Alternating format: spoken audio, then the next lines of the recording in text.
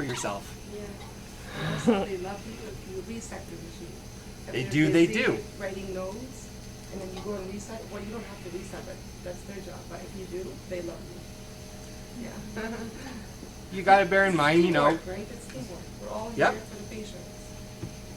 particularly in the morning when you're doing your setup, this is directly, the nurses are coming directly behind you. The nicer job you do of it, the less stress you put on them, the easier you've made your day. The techs are usually kind of in their own world. You report your errors to them and they'll respond to them as need be. For the most part, particularly in a satellite unit like this, the techs aren't here all the time. You have a tech come one day a week. The nurses, they're here whenever this unit's open. If you can get along with the nurses, you do the little things that make them happy. They maybe help you out, prime a couple machines when you're busy. If you can get along good with the nurses, you've made an easier time of it for yourself. Especially during changeover. In the morning, it's very easy setting up 12 machines when there's nobody here.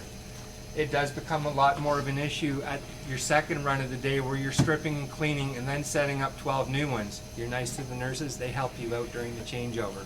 People go and people come. You pissed them off all morning, they're going on break and leaving you on your own. People go in the second shift and people come right away, right? There's 15 minutes? Not 15. You usually have half hour, hour, depending on your policy. Yeah. Okay, we've turned to red. Our blood pump is stopped. We have stopped priming. We've run the 750 into this one that we were looking for. So we're going to fill this chamber up. We're going to use the clamp in the cap. So we're going to open that clamp. Finger.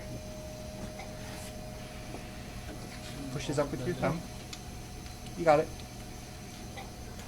Here. It does it this way. One finger. Oh. And we're going to slowly open that cap and we're going to go about a finger width from the top.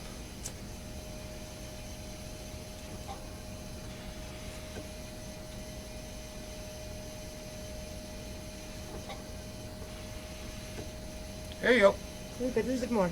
No, that's good. You're fine right there. You can clamp this. Okay, we're going to put our line into our clamp. Yeah. Down here. You're looking at a two-handed job there. You kind of open it with one, push it in with the other, close the door when you're Nothing finished. is difficult if you do. Now we're going to come up here, we're going to recirculate. Right now we have flow going to the bag. We don't want any more flow to the bag. So we close off where we don't want the saline to go, that's right, and we open the lines where we want the saline to go. We're going to open this one because we want to circulate it around.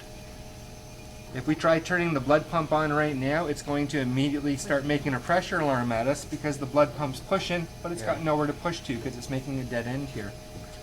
We're going to turn up to 400 now because we recirculate at 400. Again, at 150, we prime at 150. We do it slowly because we don't want to introduce bubbles into the circuit. When we're done priming and we're recirculating, we turn it up to 400 because that higher flow will knock the micro bubbles that are still in the dialyzer out. Let's start. So, right now, we're reading an alarm message. Let's press reset, clear our alarms.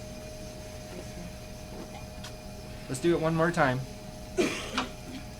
That's Okay, green. so we're recirculating. Our chambers are full.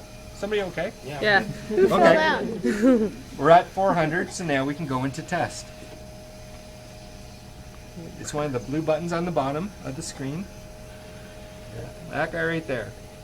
We've already done the alarm test today, so we don't need to test both. We're just going to test pressure test on the second time. It's asking us to confirm our selection, so we're going to press the button confirm. Nope, down here. Now we're testing. So the hydraulics is running out to move any air out of the hydraulics. It's kind of doing a high flow just to make a flush. Get negative TMP. We're going to start building this up till we get to roughly minus 270.